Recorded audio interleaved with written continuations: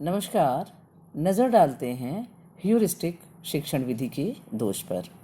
Demerits of heuristic method.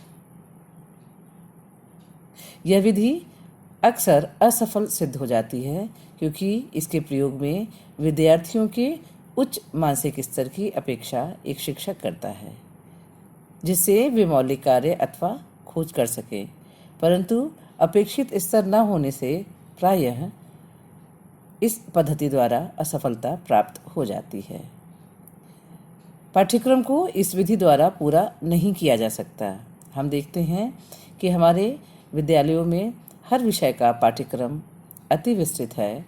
Heuristic विधि से इस पाठ्यक्रम को पूरा करा पाना एक शिक्षक के लिए प्रायः संभव नहीं दिखाई देता। यह एक अत्यंत खर्चीली विधि भी है, अतः भारत जैसे देश में इसका प्रयोग बहुत संभव नहीं दिखाई देता। इस विधि द्वारा शिक्षण कार्य की प्रगति भी धीमी होती है। उपयुक्त सामग्री और पाठ्यपुस्तकों का हमारे देश में प्रायः अभाव है जिससे इस विधि को सही प्रकार से प्रयुक्त किया जा सके।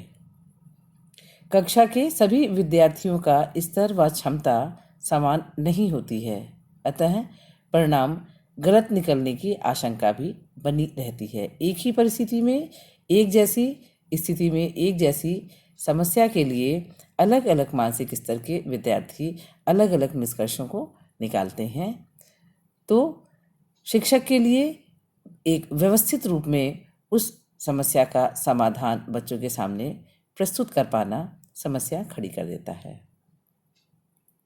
इस विधि में समय भी बहुत ज़्यादा लगता है। यह विधि केवल ऐसी कक्षाओं के लिए उपयोगी सिद्ध हो सकती है जिसमें छात्रों की संख्या कम हो, और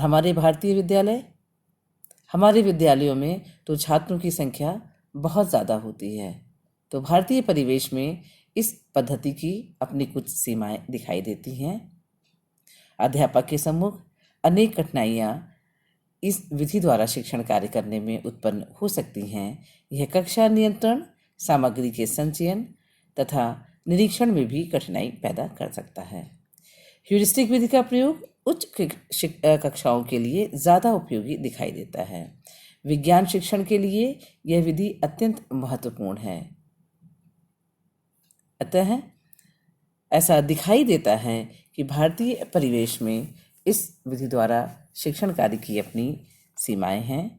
छोटी कक्षाओं में और ऐसे पाठ्यक्रम जो कि सीमित हों, विज्ञान विषयों से संबंधित कक्षाओं में इस विधि का प्रयोग ज़्यादा सफलता के द्वारा किया जा सकता है।